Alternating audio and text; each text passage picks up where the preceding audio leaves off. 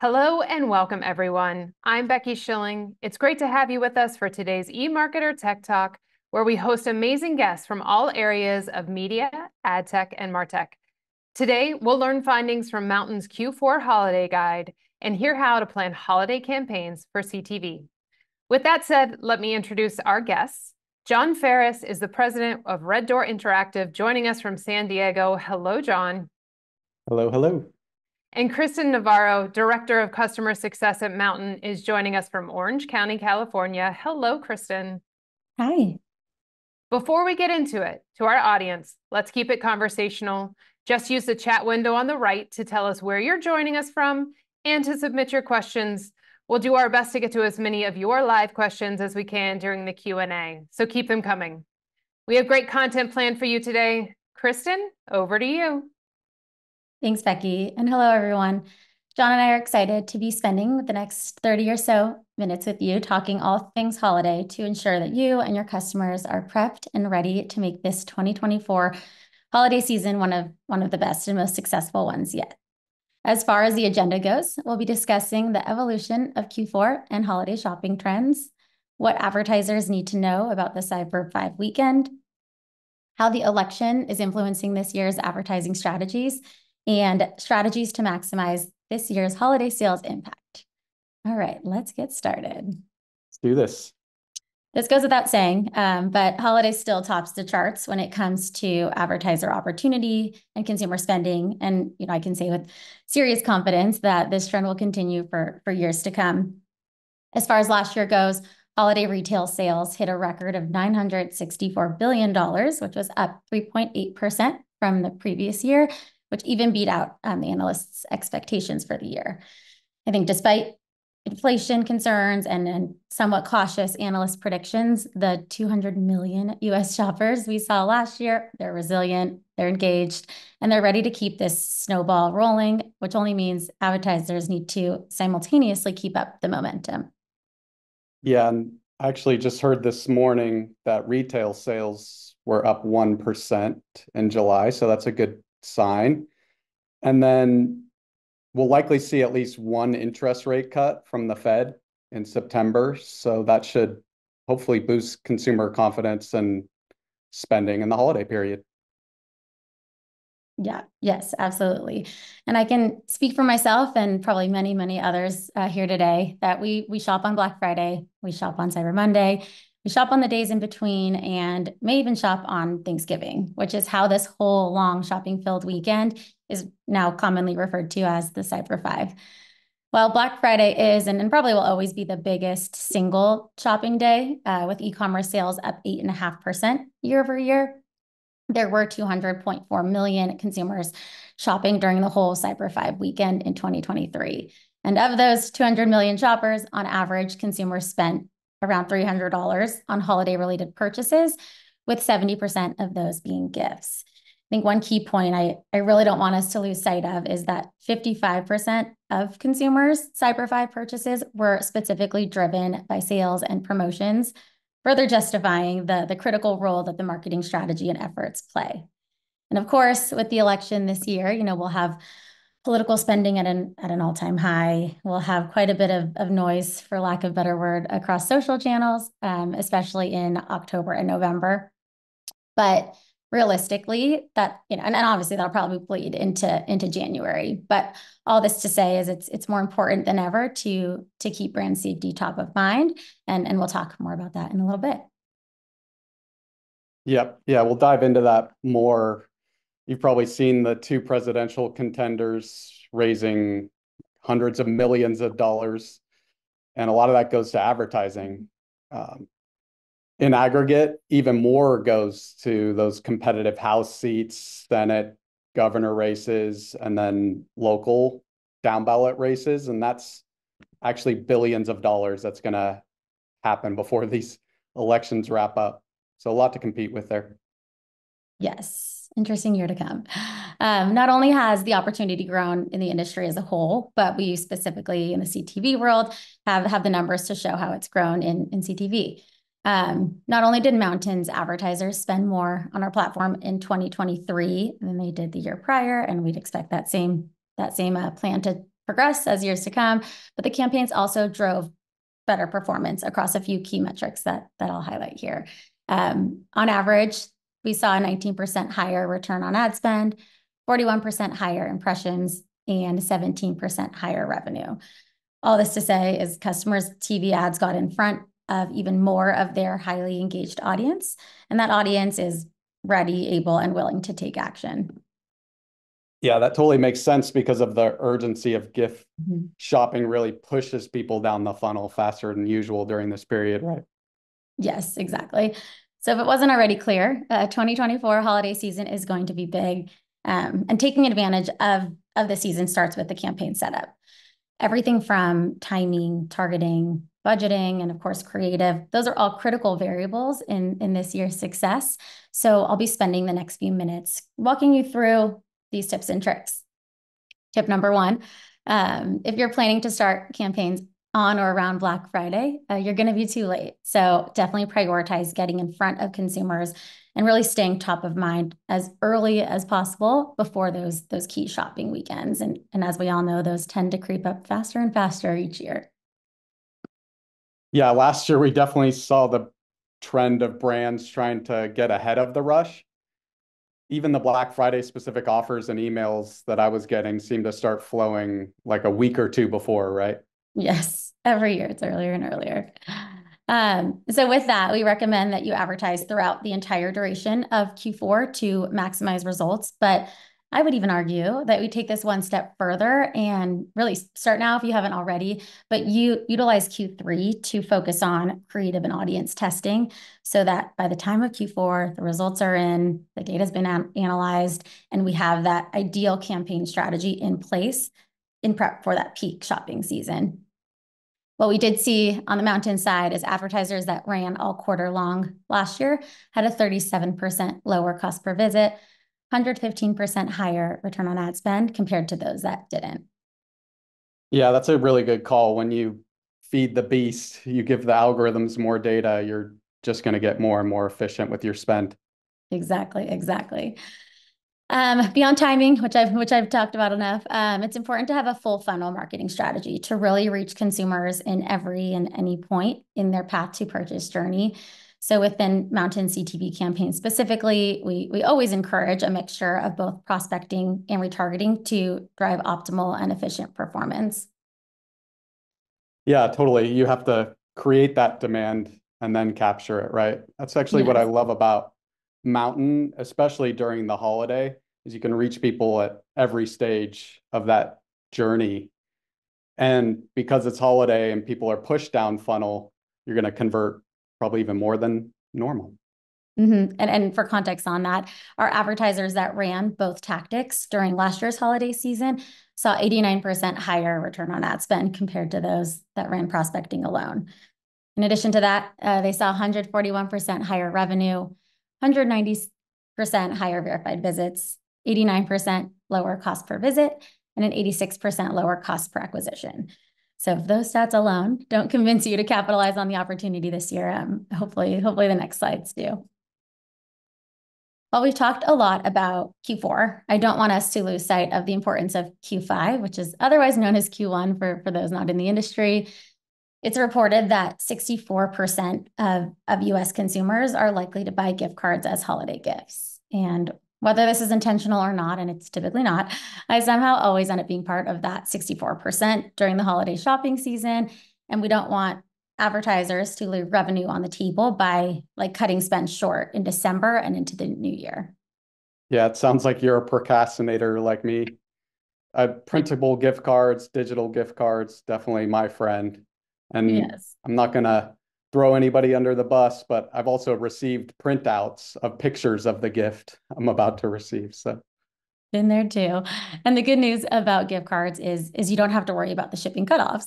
And recipients love to spend those gift cards right after the holidays. So, the key takeaway here is keep up the spend throughout the entire month of December and into the new year to really capitalize on those gift giving opportunities and redeeming opportunities.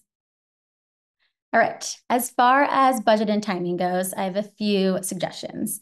So this year is the shortest possible time between Thanksgiving and Christmas, which means brands need to create that same sense of urgency in their promotional messaging and really speak to those potentially last-minute shoppers before that window has passed. And I recommend kicking that off as soon as the holiday season begins. So to map this out by month, here's kind of the secret sauce or the recipe, so to speak. Like I mentioned previously, take advantage of Q3. We're in it right now, specifically August and September, to test various creatives, fine tune your audience and button up that Q4 strategy in terms of your marketing mix, budgeting, timing, and creative.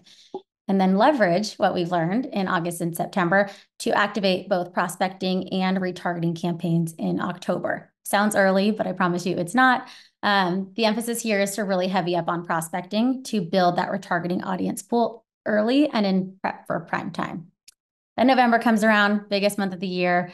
Conquer your Cyber 5 weekend by activating holiday creative early in the month and increasing your retargeting spend the weeks prior to Black Friday. While retargeting becomes huge at this time, it also is important to maintain prospecting efforts to continue driving site traffic throughout the season and into December, second biggest month of the year. Ensure you have engaging creative.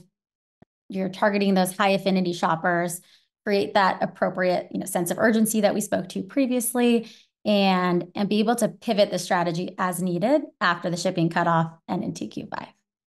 And while we focus primarily on CTV strategy, these tips are really translatable and transferable to probably every marketing channel. And that really maximizes the halo effect that we see across the board.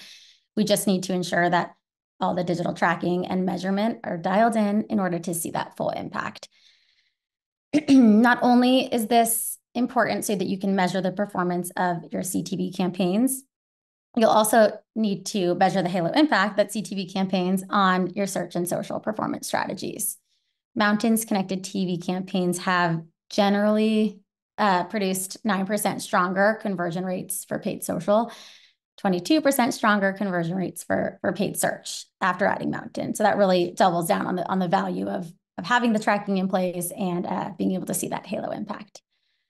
All right. I know by now you've probably heard enough of me talking, so I'm going to pass it over to John to take it from here. Yeah, but before we leave that tracking point, at Red Door, we do a lot of technical tracking audits, and we find gaps every time, or at least enhancements that could be made to capturing your first-party data better. And so this is critical, getting your tracking right. Even though Google is not deprecating cookies in Chrome, your first-party data is really critical to your advertising strategy.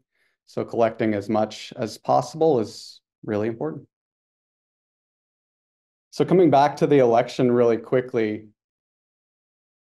one thing to keep in mind is if you don't have enough budget to spend nationally, some states that you might consider avoiding are those electoral swing states. That's Pennsylvania, Ohio, Wisconsin, Nevada, and Arizona.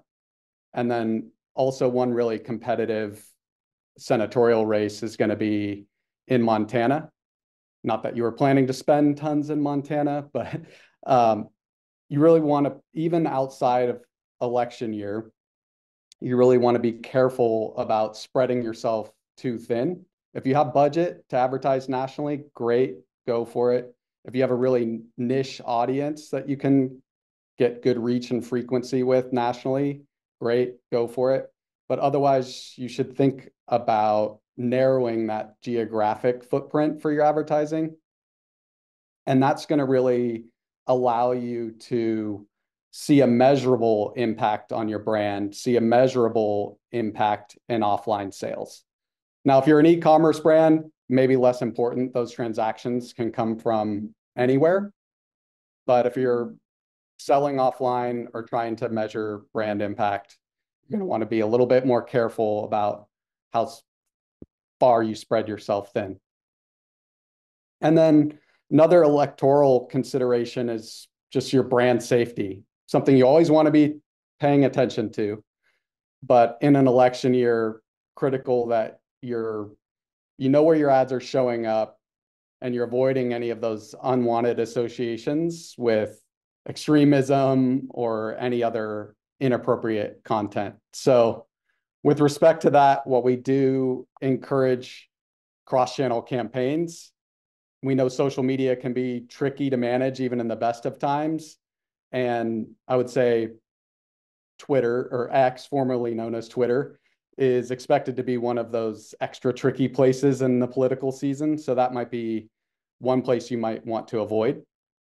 And on the other hand, CTV is inherently brand safe, thanks to our friends at the FCC. So just ensure that you're partnering with somebody like Mountain that offers premium inventory on only the best networks. So we've spent enough time on the election, I think. Getting into planning for holiday. I know some people get nervous about creating holiday specific advertising assets, and that might feel overwhelming. Doesn't necessarily have to be. You could go do a full live shoot that's very holiday specific.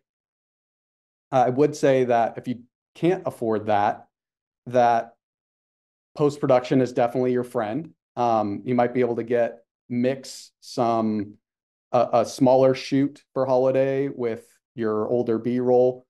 And even if you just have to repurpose your existing footage, you can be successful by applying a few evergreen practices and then customizing your end cards, which we'll actually talk more about, customizing your end cards for holiday. So first best practice seems pretty obvious, but some advertisers miss it, is a clear call to action with urgency and direction. That's how you're going to drive that direct response.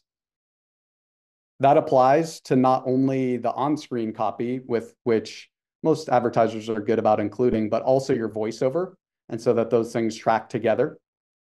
And then a URL and logo that's persistent, right? So viewers know where they can learn more, where they can convert, what brand name to type into Google or whatever search engine is their favorite.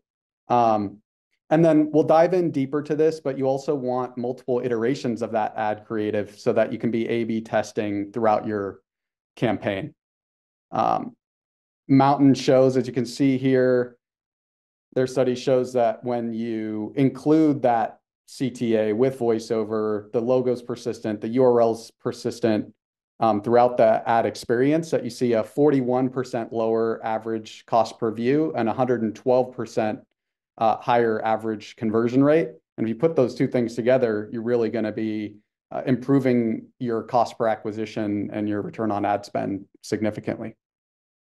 So your targeting, your placement, all of that's important, like we've talked about, but your ads have to be memorable if you want to capture people's attention, hold it, and drive them to action. And we know that ads that spark an emotional response are proven to outperform what you might call dull ads that don't elicit any emotional response from people. And storytelling does a great job at evoking emotions in humans for thousands of years. So leverage that storytelling. And in the holiday, you might consider themes of joy or family, any charitable endeavors or giving that your brand is doing. All of that resonates really well during the holiday period. But you don't have to be sappy. You can be happy. You can have an ad that elicits excitement or surprise, is clever or witty. The idea is to get a reaction out of people, right? Regardless, you have to really be authentic to your brand. So don't try to manufacture a story. Instead, you really want to uncover the truth about your brand, right? Lean into the story of why your company exists, what the core values are, and of course, how your products or services make people's lives better. And then beyond emotion, the next most effective creative vehicle is around sustainability.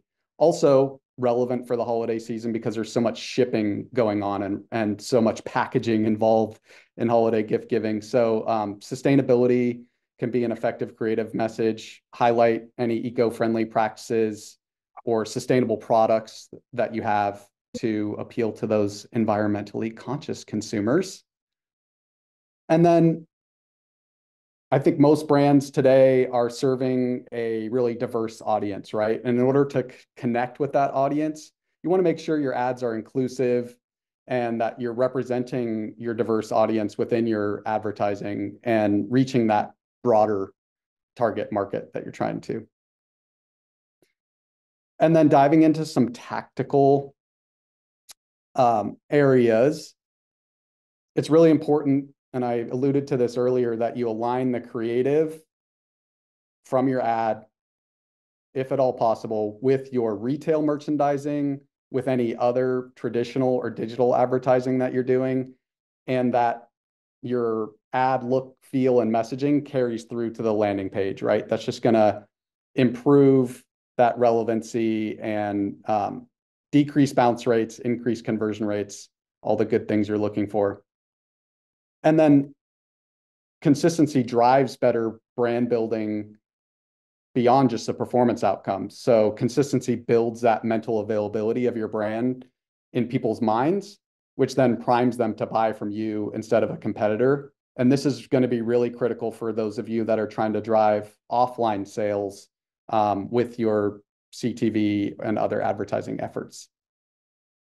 And then lastly, just for efficiency's sake, consider an evolving series of end cards and CTAs based on the timing of when your holiday flight, where you are in your holiday flight, right? So that can evolve over time. You can have an end card that's very Black Friday offer specific, then a Cyber Monday offer specific end card, getting to last day to ship, to ultimately, like Kristen recommended, offering gift cards when you're kind of past those key shipping dates.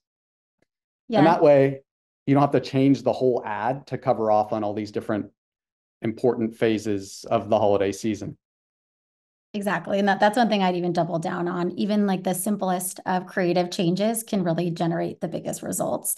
Doesn't need to be anything too, over the top or flashy, but changing just that one variable to make it relevant with the season and the timing is really the key to success. Yeah, absolutely. And we know Q4 is a season of ongoing optimization, like every season should be, really. This is an important time of year, though, because for a lot of brands, the majority of their sales might happen in this very short period. So you want to maximize those results. A/B testing is a way to do that. And that can actually start before you ever launch your campaign. So pre-testing your holiday creative concepts, especially if your concept is off premise, then you're going to really struggle even once you create those assets. And you can do that with research panels. And then it doesn't have to break the bank, right? Like spend a few $1,000s up front to ensure that your 5 or 6 or 7-figure spend during this period isn't wasted on poor creative that's not resonating or driving the action you're looking for.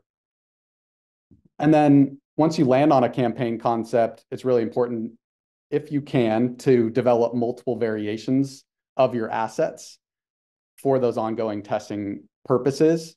And like Kristen alluded to earlier, if you can have evergreen campaigns that are running earlier in Q4 or throughout the year, you can incorporate insights from some of the tests that you're doing leading up to Q4 into your Q4 creative. That's going to really benefit you. And then another thing to consider is that testing doesn't have to stop with your ad creative, right? It's just one part of the path to purchase. And so you want to test and optimize your holiday landing pages to squeeze the most conversions out of that media spend and get ahead of the game by optimizing really that full funnel, right? All the way to the purchase, especially if you're in an e-commerce environment.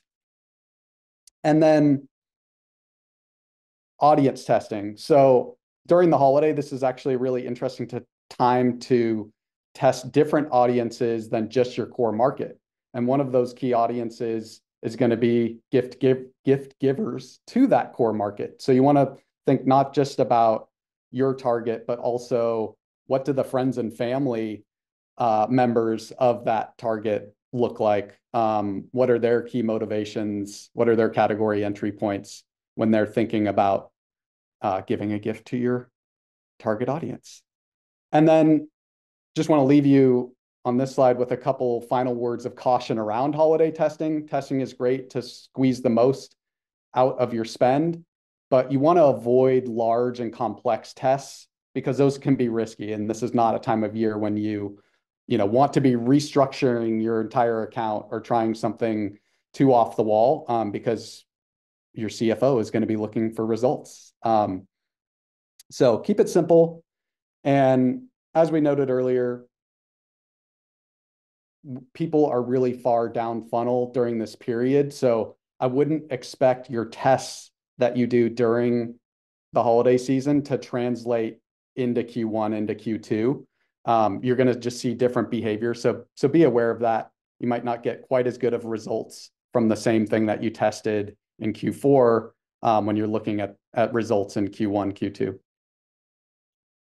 So key takeaways: holidays continue to grow. It's an exciting time, and it's an opportunity for advertisers, for a lot of advertisers, to make their year. And this year's not going to be any different. So be prepared. Start now. Start planning now. Start testing now. We also know that Black Friday, it's not just one day anymore. You have the whole Cyber 5, and you want to adjust your planning and creative appropriately and really run all the way through the end of Q4 to capture those gift card givers, those people printing out pictures of gifts, and then leverage learnings from the rest of the year to make effective creative that converts, follow those best practices that we talked about, and continue to optimize throughout your campaigns. So with that, I'm going to hand it over to Becky to see what sort of audience questions we have. Great. Thank you guys for sharing all that great information about maximizing your holiday season CTV ads. Some key takeaways: start early, test in Q3, go full funnel to reach consumers across the journey, make it memorable, and don't forget Q5. So as you guys mentioned, the audience has some questions for you. So the first question, John, I'm going to ask this of you. If I have a limited budget, how do I balance creating new video creative that is holiday specific with my ad spend? Yeah, like we talked about, you don't necessarily have to develop holiday specific creative from scratch. And you can use post-production. You can use those end cards to really drive home your holiday messages. The broader question, I think, is how much should you spend on creative if you have a very limited advertising budget for the actual media spend? And you do definitely want to be cognizant of that. If you have if you have $60,000 for the whole quarter, you don't want to spend half of that, developing brand new holiday creative from scratch. So use post-production. That can be your friend. But if you can afford to develop new live action or even animated ad assets, then I would definitely do that just to squeeze the most from a relevancy perspective out of that period. Great. And then a question about timing. Kristen, I'll direct this one to you. I haven't started my advertising on CTV yet. Is it too late to start for Q4? It definitely isn't. But I would suggest starting sooner rather than later. Like I talked about too, take advantage of the next couple of months. Yes, this is like the calm before the storm, but it's a great opportunity to test various creative strategies, audiences, landing pages, kind of really understand your marketing mix so that you know what resonates best with your consumer before it's go time. And like I said, it does feel like the holiday promotions start earlier and earlier each year. So, while Cyber 5 is the prime time, that's peak weekend, it is important to have your brand top of mind, even while consumers are in that early consideration stage. You want to have like a cohesive messaging. John mentioned this across all of your different marketing channels, and have that buttoned up Q4 strategy in place and in action as soon as possible to avoid leaving any money on the table, especially when the stakes are the highest. And then Kristen, this one kind of dovetails really nicely in with what you just said, but When should we start pushing the holiday messaging? Is it too soon in September, October? I would suggest, I mean, obviously align it with your promotional calendar, but knowing that the sales and the promotions tend to start as soon as possible, I would definitely consider switching creative, in the back half of October, and then really double down on that, pick up budgets in November and leading up to Cyber 5 weekend. Great. Another timing question. John, this one for you. My brand is B2B. Should I hold off on advertising during Q4 due to competition from B2C brands? Yeah, that's a great question. So on CTV, with Mountain in particular, they're buying up front. So that competition is not as much of an issue. The costs are going to remain the same to you one way or another. Other platforms, it can be a consideration, although you're not going to see heavy consumer brand spending on LinkedIn, right?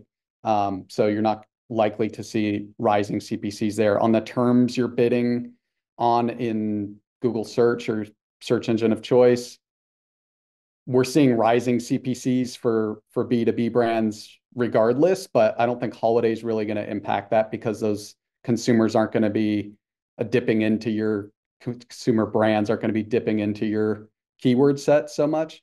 So I don't think it's a huge consideration from a competitive perspective on those digital channels and CTV. On linear, on broadcast, yes, maybe so. It's a more noisy time. Same token, it's really important for B2B advertisers to be priming their audience for those Q1 budget resets, right? That's when a lot of decisions get made about selecting marketing technology or business technology, selecting new service partners. And so being in front of them in Q4 is really, really important actually to prime them for that Q1 kind of category entry point. Great. And then Kristen, one for you. What type of results should I be looking for to be successful in the new year?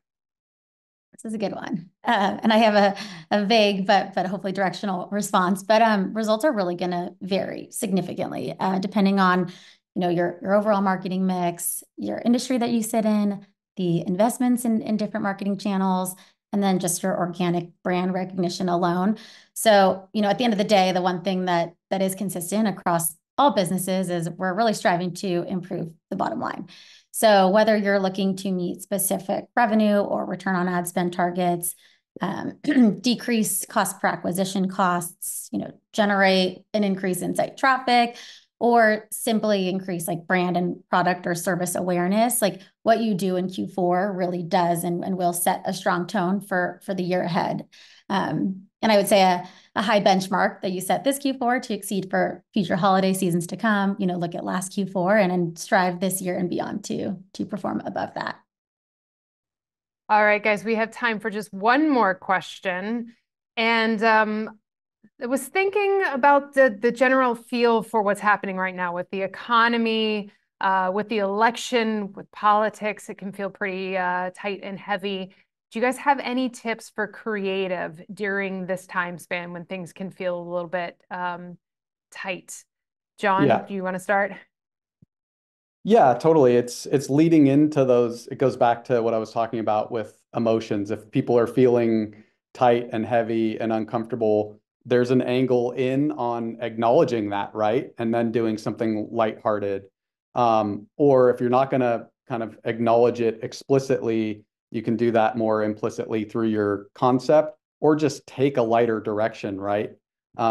Leaning into those themes that I talked about with excitement, surprise, happiness, or holiday specific things around joy and being with family. So I think that's really the way to do it. And it gives you the opportunity to kind of snap somebody out of that. I think it's understanding the concept is the context is going to be a really good springboard for you and your creative team to think about, this is how people are feeling now. How do we break them out of that? And I would say those steadfast things like storytelling, leaning in on emotion, being clever and witty, getting people to laugh, and even potentially laugh at, the tougher things that are going on. So that would be my advice.